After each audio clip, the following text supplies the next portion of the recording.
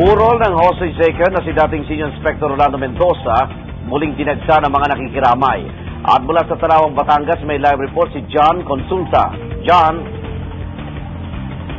Igan, sa mga oras na ito ay nanatiling ang tahimik itong bakuran ng pamilya Mendoza matapos ngang dagsain ang ikalawang gabi ng burol ni dating Police Senior Inspector Rolando Mendoza. Bukod nga sa kanilang mga kabarangay dito sa barangay Banyadero, Tanawan, Batangas, ay nagdatingan din ng ilan sa mga kaibigan mula pa sa malalayong lugar at kasama dito ang mga kaklase ng napaslang na hostage taker na nagmula pa sa kanyang panahon ng elementarya at high school. Karamihan sa kanila ay nagpahayaga ng kalungkutan sa nangyaring trahedya sa kanilang kaklase. At samantala, Igan, ay kahapon nga nakita nga rin natin ang pagdating ng mga miyembro nagpakilala mga miyembro ng Hong Kong Press.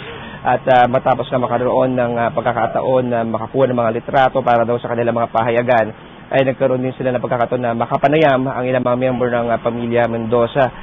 Dito na ay parating sa Hong Kong Press ang saloobin ng pamilya Mendoza, ang kanilang pagnanais na humingi nga ng tawad hindi lamang sa Chinese government kundi maging sa mga miyembro ng pamilya ng mga naging biktima ng hostage crisis sa Maynila.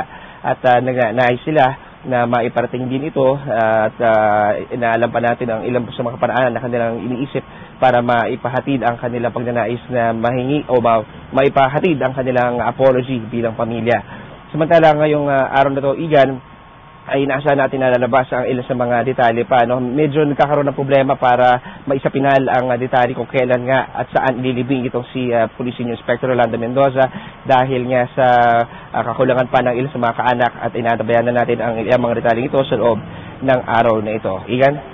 Maraming salamat, John Consulta. Nagulat live mula sa Tanawan, Batangas.